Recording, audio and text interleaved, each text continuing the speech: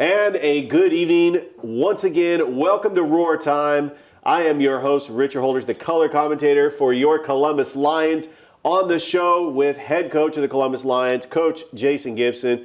Coach, once again, great having you on the show. I'm excited. We've had training camp for the past 2 weeks. Right. And this Saturday, it's the opener. Boy, it sneaks up on you.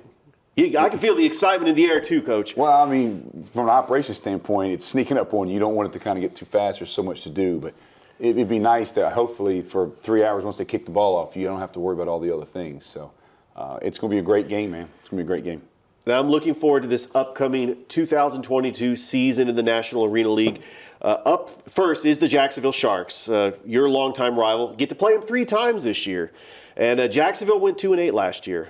And, of course, they won titles in 17 and 19. Mm-hmm. And they're bringing back a familiar face at the sidelines, their head coach, Sia Burley. Coach, what do you think about Sia returning to Jacksonville and coaching the Sharks? I mean, it's good for Jacksonville. They needed to bring that power back in. The thing with Jacksonville last year is you lost your starting quarterback, the first game or two. I think Faithful went out. Anytime you lose your starting quarterback, that's for a hard season. If you can make something out of that, you're one heck of a coach. So, it's good for them to bring that back. But, I think the Iron Man rules kind of washes all that stuff out, to be honest with you, at the end of the day. Coach, let's talk about those Iron Man rules, because now when it comes to scouting, you've had training camp for the past 2 weeks. You're looking for wide receivers, but you're also looking for wide receivers who can also cover, or cover cornerbacks that can play wide receiver. Right. But you also have a challenge, defensive linemen that could also play offensive linemen, and linebackers that could play fullback. Well, the thing about it is, we talked about it before. When I saw the rules came out, I felt like it eliminated the majority of the roster from the previous season in the NAL, just being honest. You look at there's some really, really great players in our league, top to bottom, but when you have to go both sides of the ball, it changes everything. And, you got to go get an athlete. You got to get an athlete versus, a really good receiver who can kind of play defense. Say what you want. You can't go get the 6'6", 350-pound left tackle. He ain't pass rushing anybody. And so those are the things you have to look at. There's different players in the league that are great jack linebackers. Well, where are they going to play on offense? They're going to play a jack linebacker at receiver? No. I'm not. And you can't put them at a different position, because once you do, it's a domino effect, because it affects all the other positions. There's a lot to it. We've been spending a lot of time on substitutions. We've been spending a lot of time on who goes where when this happens. It's just all scenario-based. And it's all matchup-based. And the second I see a sorry wide receiver out there on defense, I'm throwing it at him every time. Coach, let's talk about the NAL teams. You have 5 other teams in the league. Of course, the focus is on Jacksonville, as they are the opener. And then next you have to travel to San Antonio, Texas to take on the expansion San Antonio Gunslingers. Have you heard anything about them? I know it's tricky with an expansion team and what type of players they have, but there's also familiarity with the other teams in the league, including the defending champs, the Albany Empire, the Orlando Predators, who you played in the playoffs last year, the Carolina Cobras that won the title in 2018. So what are some of the teams that you are looking for, and what have you seen as far as, you don't want to overlook Jacksonville, but you have other teams on the schedule. What's your impression so far? I wish the best for San Antonio. I hope they have a successful season. It's important to have expansion teams come and have success off the field. That's my MO, because I look at the longevity of it. Most coaches are just like, it's all about them, win or lose, and, kick everybody else's butt. And I get that when the clock's running, but you got to have a strong league, you got to have those strong competitions, and you want games 63-62, 57-56. And I hope hope San Antonio is, I wish them all the success. As far as the other teams, hey, it's the NAL, anybody can win on any given day. And I don't really spend much time looking at the other teams. I'm busy enough as it is. We'll be right back with a quick commercial break. We will talk about, and when we return, we will talk about the players and the rosters.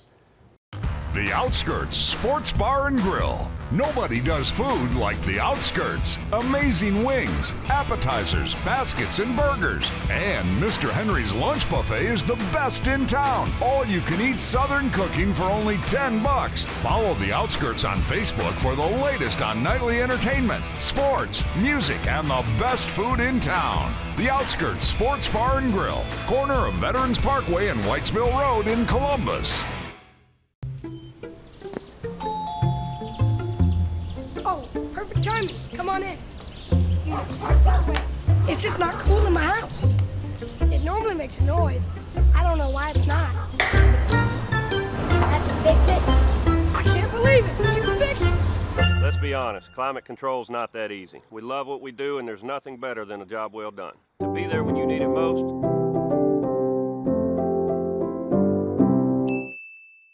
Vector Ply Corporation is a world-leading manufacturer of carbon, fiberglass, and Kevlar composite fabrics located in Phoenix City, Alabama. Our customers depend on us to produce iconic brands such as Malibu and Nautique boats, Cub Crafter airplanes, and the historic C8 mid-engine Corvette. Even the light poles surrounding the Columbus Civic Center were produced by a Vector Ply customer using Vector Ply fabrics. If you're looking for an exciting career with a growing manufacturer located right here in the Chattahoochee Valley, visit our website, VectorPly.com, to learn more about Vector Ply and our opportunities.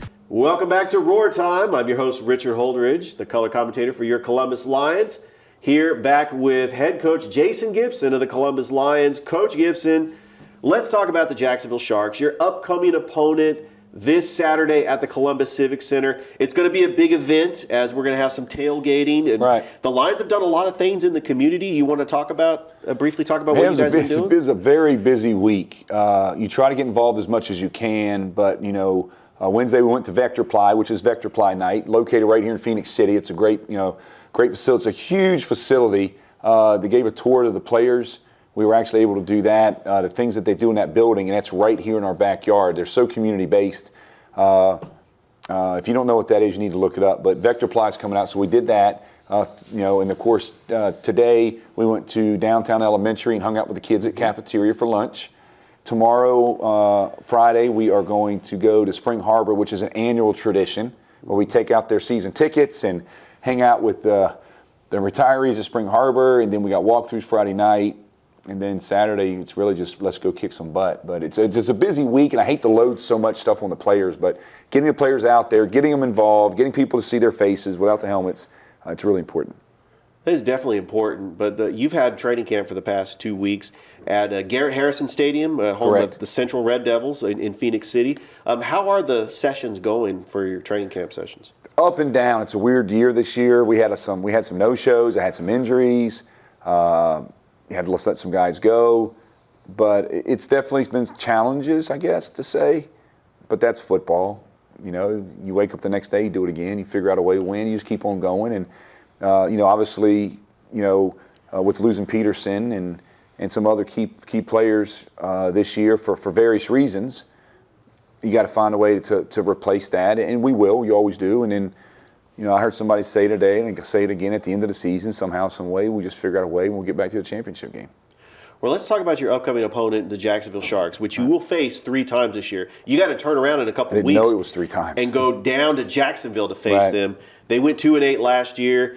Of course, they brought back their head coach, Sia Burley, who won championships in 17 and 19. Right. And they have I guess you would call it a quarterback controversy, but Warren Smith is going to be their quarterback. He was the MVP in 2017. But they also brought in a familiar player, if you're familiar with reality TV, Malik Henry, the star of Last Chance U off of the Netflix special. He was a 5-star quarterback that was offered at Florida State, but he played at the University of Nevada. And last season he was in the Indoor Football League for the Frisco Fighters.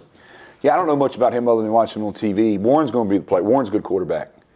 He's a player of the year. Warren's really good. So, he'll be the quarterback. If he's not the quarterback, then whatever. I'm gonna keep him. But I'm just a Warren fan, and he's got a lot of experience. And I'm sure for what they do on offense, I think Warren probably fits it a little bit better from an outsider looking in. And with the indoor game being a lot different than the outdoor game, they don't run the ball as much. It's very high scoring. You also have the Ironman rules. Coach, I'm really excited to see the tempo of the game. And it's going to be an honor just calling my first broadcast alongside Jared Dillard, the voice of the Columbus Lions, this weekend. And so I just wish all the best of luck to you, Coach, against the Jacksonville Sharks, and best of luck to the rest of the season. Yeah, we're going to need. It's going to be a good game. It's going to be a great crowd. It's probably the most groups we've ever had sign up. The tailgating, the floor suites, the atmosphere. We got a band coming in all the way in from Irwin County High School band, on the other side of Tifton. Tifton or Tiffin?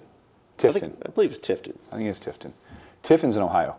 And so they're coming all the way out from there to be at the game, their first pro game. And we got some youth football teams coming out, and they're going to have a Lions Walk pregame. Just really a lot of excitement, a lot of entertainment. And I'm happy for the players that are new here, that never been here, because I feel like it's the old Civic Center, the way it was when it was loud and rowdy and fans. And it's a really hard place to play, and I hope to bring that back out. So.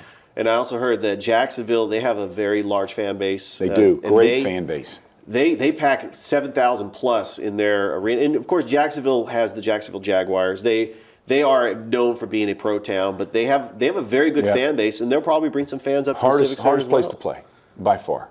But it's a fun place to play because their fans are so passionate. You know, I enjoy going down there. They've got some fans coming up here that have bought tickets, and they'll travel well. And it's just a really good rivalry. It's what arena football is about. It's going to be a shootout. I'm excited. Hopefully at the end of the game, we're on top.